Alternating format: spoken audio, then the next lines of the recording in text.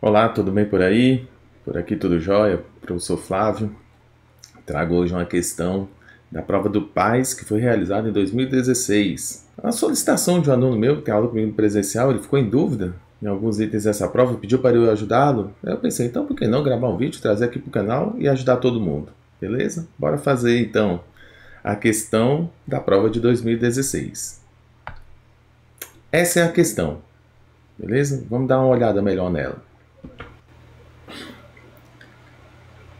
Uma lida rápida nesse enunciado, tá? É muito grande. O que eu te oriento é o seguinte: dá uma pausa agora, se você não conhece essa questão, leia todo o enunciado para você entender que ele está explicando o que está rolando dentro dessa imagem que ele traz aí, beleza? Senão o vídeo vai ficar muito grande. Só para a gente poder entender aqui o que está rolando e resolver os itens. Então ele diz o seguinte: na figura acima, uma esteira de 5 pontas é representada no plano cartesiano. Cada ponto x, y desse plano está identificado como um número complexo z, x mais i, y, em que i é a raiz quadrada de menos 1, é a unidade imaginária.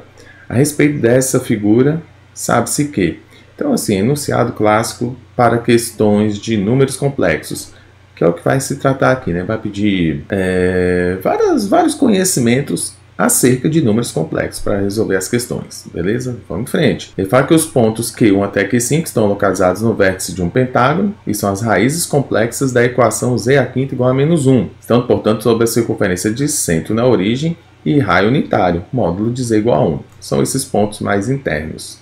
Ficou aqui, ó, de Q1 até Q5. Ele fala também dos pontos de P1 até P5, esses que estão em cima da circunferência, pertencem à circunferência. São as raízes complexas da equação z à quinta igual a L à quinta e dá o valor de L. Depois ele fala sobre os conjuntos de pontos. Aí ele vai mostrando acerca de 4 em 4 pontos aí que estão sob os segmentos de reta mostrados na figura. Sobre isso, ele pede para julgar os itens. Então, bora lá. No item 88, que ele afirma que as coordenadas do ponto Q1 são iguais a cosseno de π sobre 10 e seno de π sobre 10. O ponto Q1 pertencem, né, às soluções da equação z à quinta igual a menos 1. Portanto, é uma das raízes quintas dessa equação. E que ele afirma no próprio enunciado, vamos colocar aqui, que pertence a uma circunferência de centro na origem e raio unitário. É essa aqui, ó.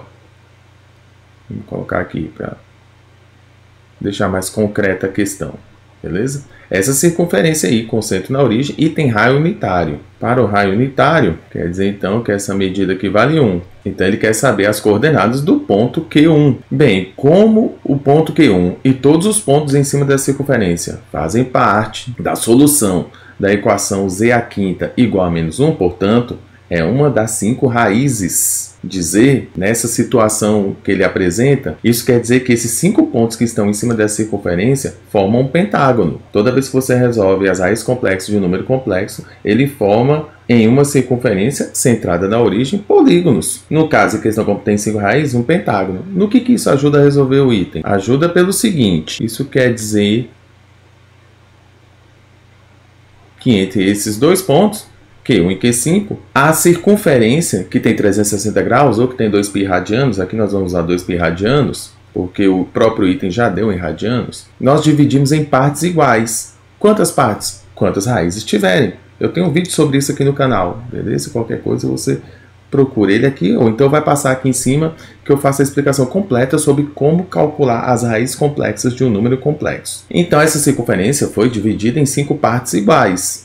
Só que o ponto Q1, as coordenadas dele, é nisso aqui que tem que ficar ligado no dia da prova. As coordenadas do ponto Q1 são feitas assim, ó, em cima dos eixos, ó. Então o ponto Q1, ele não pertence a essa abertura toda aqui. Você não precisa olhar essa abertura toda para resolver. O ponto Q1 tem só esse ângulo. Portanto, só a metade, né? Dá para perceber bem que o eixo X aqui faz papel de bissetriz. Então, o grande lance aqui é sacar o seguinte, que as coordenadas do ponto Q1 será feita assim. Essa abertura toda destacada, conforme eu já falei, é uma quinta parte da circunferência toda. A circunferência toda tem 2π. Então, a gente divide por 5. 2π sobre 5. 2π sobre 5 é essa parte aqui, ó. 2π sobre 5. Beleza, pega a circunferência toda e divide em 5 partes. Tá aí, ó, 2π sobre 5. Só que o ponto Q1, só a metade, porque passou-se uma bissetriz aí, que foi o próprio eixo X. Aí a gente pode simplificar aqui e dar π sobre 5. Logo, as coordenadas do ponto Q1 são iguais a cosseno de π sobre 5 e seno de π sobre 5. O que torna o item 88 errado. Vamos para o próximo. 89. Se módulo de Z é menor do que 1, então Z encontra-se no interior da estrela de 5 pontas. Ora, a estrela de 5 pontas ela é formada pelos pontos P1, P2, os pontos que pertencem à circunferência. Quando eu afirmo que o módulo de Z1 é menor do que 1, e também foi dito na questão que os pontos Q1, Q2 faziam parte da solução da equação Z aqui igual a menos 1, essa medida que eu estou destacando de azul vale 1. É uma circunferência que tem raio unitário, essa que eu usei para fazer o item 88. Logo, o item está correto. Ó. Se o módulo de Z é menor do que 1, ele está falando que todos os pontos que ele procura, que tem módulo, melhor dizendo, menor do que 1, estão no interior dessa circunferência. Todos eles são infinitos. Estão todos aqui, ó. E todos os pontos que estão no interior dessa circunferência também estão no interior da circunferência que formou-se a estrela de 5 pontas. Portanto, o item está correto. É um item que trata sobre a definição de módulo para números complexos. O item 90. Se Z for uma raiz complexa de um polinômio com coeficientes reais, então o conjugado de Z também será a raiz desse polinômio. Esse item também está correto, porque as raízes complexas de um polinômio são sempre conjugadas. Sempre que tem uma raiz complexa de um polinômio, é a raiz e o seu conjugado. Ela é sempre feita aos pares, nunca de forma única. Então esse item aqui é meramente teórico, o item está correto. É mais da parte de polinômios, do estudo de polinômios, resolução de equações algébricas. Beleza, e o item 91, que ele afirma que para se obter a estrela de 5 pontas rotacionada em torno da origem e no sentido anti-horário de um ângulo de π sobre 2 radiano, é suficiente multiplicar todos os seus pontos por I. A análise aqui é o seguinte: para se obter uma rotação da estrela de 5 pontas, portanto, são os pontos de P1 até P5, rotacionado em torno da origem, no sentido anti-horário. O que ele está querendo é esse movimento aqui, ó, em cima da origem. Então, eu vou pegar aqui um ponto que fica de forma projetada em cima do eixo X, mas ali do lado da origem, no sentido anti-horário. Então, ele quer que nós façamos esse movimento, que esse ponto P1, no sentido anti-horário, faça uma rotação de π sobre 2 radianos. Π sobre 2 radianos é 90 graus, não é isso? Então, ele está sugerindo que faça uma rotação em torno da origem, no sentido anti-horário, de um ângulo de π sobre 2 radianos. Aí ele afirma, para essa rotação acontecer, desse jeito que ele pede, é necessário, ou melhor, é suficiente multiplicar todos os pontos por I. Eu vou pegar o ponto P1. Por quê? Porque o ponto P1 é fácil de ser analisado. E se acontecer isso para o ponto P1, automaticamente você vai estar rotacionando todos os pontos da estrela que estão em cima de uma circunferência. Ok? Eu não sei ainda quais são os valores das coordenadas do ponto P1, mas sei que ele com certeza é um ponto de coordenada real. Ele está em cima do eixo X, que para o plano complexo é um ponto que tem coordenada real. A coordenada imaginária é nula. Então eu vou sugerir, digamos que esse ponto P1 tivesse coordenadas 2 e 0. Está em cima do eixo X, eixo real, 2 e 0. Se eu rotacionar esse ponto no ângulo de π sobre 2, eu vou trazer ele para cá. Então, da origem no sentido anti-horário. Né? Continua o mesmo raio, então é só fazer uma rotação simples. Eu vou trazer ele para cá. E esse ponto 0 e 2, então, rotacionado para cá, em cima do eixo Y, que é o eixo imaginário, passa a ter coordenadas 0 e 2. É uma rotação simples. Ele andou aqui em cima da circunferência no sentido anti-horário de um ângulo de π sobre 2. Então é o seguinte, o ponto P1 começou com coordenadas 2 e 0. Depois de rotacionado, ele parou num lugar de coordenadas 0 e 2. Que para números complexos, isso quer dizer o seguinte, que esse ponto 2 e 0 é um número Z igual a 2. Já o número 0 e 2, no plano complexo, é um número Z igual a 2i. imaginário puro. Então veja só o que acontece.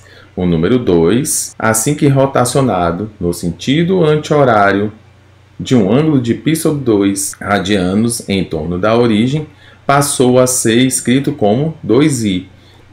2 para 2i, o que aconteceu com o número? Multiplicou por i. 2 virou 2i, o que torna o item certo, ok? É justamente essa afirmação. Para sair aqui, ó, do eixo real e para o eixo imaginário, andando, vamos assim dizer, em cima dessa circunferência, basta multiplicar suas coordenadas por i, que você vai estar andando de π sobre 2 em π sobre 2. Tranquilo? Então, esses aí foram os itens de certo e errado. Agora vamos lá para a questão do tipo C. Essa questão aqui ela é bem mais trabalhosa. Só que aqui você tem que usar de uma certa malandragem, que é o que eu vou fazer. Beleza? Então é o seguinte, tem aí novamente o enunciado, porque é a parte que precisa para justificar o que eu vou fazer aqui. O que ele falou no enunciado? Que os pontos Q1 até Q5 são vértices de um pentágono e são as raízes complexas da equação Z² igual a menos 1. E que os pontos de P1 até P5 são as raízes complexas da equação Z² igual a L². Assinale a opção que apresenta polinômio complexo de variável complexa, P de Z, cujas raízes são exatamente os 10 vértices da estrela de 5 pontas. Então, o que ele está querendo dizer é o seguinte, que esse polinômio que está escrito aí, em um dos itens A, B, C ou D, em um deles você consegue ter todas as raízes. As raízes que formam a estrela de forma externamente e a internamente, todos aqueles pontos da imagem. Então, o que eu vou fazer com a minha estratégia? O que eu penso é assim, para esse tipo de item. Eu não vou trabalhar para formar o polinômio. Uma das soluções está aí. E ele me disse que, para Q1 até Q5, são as raízes de Z² igual a menos 1, já é raiz. E para os pontos de P1 até P5, são as raízes de Z² igual a L². O que eu vou fazer quando o número é raiz de uma equação? São os valores que, quando eu substituo, anulam, dá zero. E o que eu vou fazer é isso. E mais, esse polinômio ele tem que atender as duas ao mesmo tempo. Por quê? Porque ele quer um polinômio que envolva todas as raízes. Então, eu vou substituir essas duas situações e aquela que fizer zerar é a solução. É a forma mais rápida que eu entendo de fazer uma questão desse tipo aí.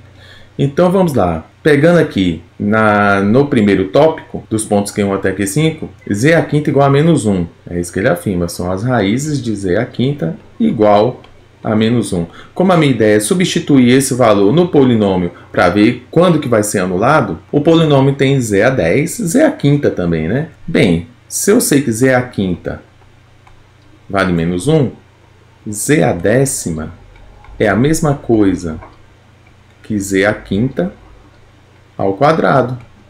Portanto, eu posso fazer isso aqui, ó. Z² é menos 1 ao quadrado, que dá igual a 1. Beleza? Então, ó, vou substituir esses valores dentro de cada uma das alternativas. Beleza? Bora lá, então. No item A, Z a décima vale 1. Mais 1 mais L². Z² é menos 1 menos L². Aí nós vamos fazer essa conta aqui, ó. Nesse item A mais devagar, depois nos próximos itens a gente dá uma adiantada nessa substituição. Então aqui eu fico com 1 menos 1 vezes 1 dá menos 1. Menos 1 vezes L² dá menos L² menos L². Então aqui, ó, pode cancelar esses dois. Só que eu fico com menos 2 L². O que não pode ser solução. Porque se Z² igual a menos 1 é raiz, então quando substitui, tinha que anular tudo. Tinha que dar zero. Então, você já viu que o item A não é solução. Essa é a estratégia. No item B, então você tem o Z², que é 1, mais 1 menos L², Z², que é menos 1, menos L². Fazendo aqui fica 1, menos 1, menos com menos dá mais, L², menos L². Então, ó, 1 menos 1 dá 0, mais L² menos L² dá 0. Olha aí, ó, encontramos um polinômio em que, de fato, Z² menos 1 é raiz. Beleza, então já posso marcar a solução? Não, você tem que ter calma. Quando você parte por esse caminho de fazer substituições para encontrar a resposta, você tem que testar em todos, porque se tiver alguma outra resposta possível, nós ainda temos uma outra opção a ser analisada, ok? Então, com calma. No item C, vai ficar 1 mais 1 mais L à quinta, que multiplica menos 1 mais L à quinta. Lembrando que, o que eu estou fazendo aqui? Apenas substituindo os valores de Z à quinta igual a menos 1 e Z à décima igual a 1, tá? Conforme sugeriu lá no primeiro tópico de explicação da questão. Então, isso aqui vai ficar assim. Se é raiz, anula o polinômio. Então, fica 1 menos 1 menos L à quinta mais L à quinta. E aqui, ó, também dá zero. Isso quer dizer que para raiz quinta igual a menos 1, Z à quinta, melhor dizendo, igual a menos 1, substituindo aí, ele me entrega duas opções possíveis. Tá? Malandro o cara que montou a questão. Ok, vamos ver aqui o que acontece no item D. Fica 1 mais 1 menos L à quinta, que multiplica menos 1 mais L à quinta. Aí fica 1 menos 1 mais L à quinta mais L à quinta, que isso aqui fica 2L à quinta. Beleza, então nós já percebemos aqui que substituindo Z à quinta igual a menos 1, já que ele afirma que é uma das raízes do polinômio, eu tenho duas possibilidades de solução. Ou pode ser o item B, ou pode ser o item C. Ah, então não tem jeito de fazer por substituição, agora eu vou ter que fazer de outra maneira? Não, nessa questão aqui, nós ainda temos possibilidades. Porque eu não analisei, eu só analisei esse pedaço. Eu ainda não analisei esse, que é quando ele fala que Z à quinta é igual a L à quinta. E nós vamos fazer isso agora, melhor ainda, já eliminando o item A e o item D, que já não podem ser soluções. A gente vai pegar logo item B e item C, para ver quem de fato é a resposta nessa situação, nesse cenário, beleza? Então, quando ele diz que Z à quinta é igual a L à quinta, ele está afirmando que Z é igual a L, não é isso? Ó? Z à quinta igual a L à quinta, eu posso simplificar. Z igual a L. Então, eu vou pegar aqui no item B e no item C, onde tem Z, eu vou colocar L e fazer os mesmos cálculos. Aquele que zerar, me comprova a raiz. Então, no item B, fazendo isso agora, ó, substituindo, aqui foi a primeira parte, aqui na segunda parte, eu vou substituir Z por L. No item B, vai ficar L à décima mais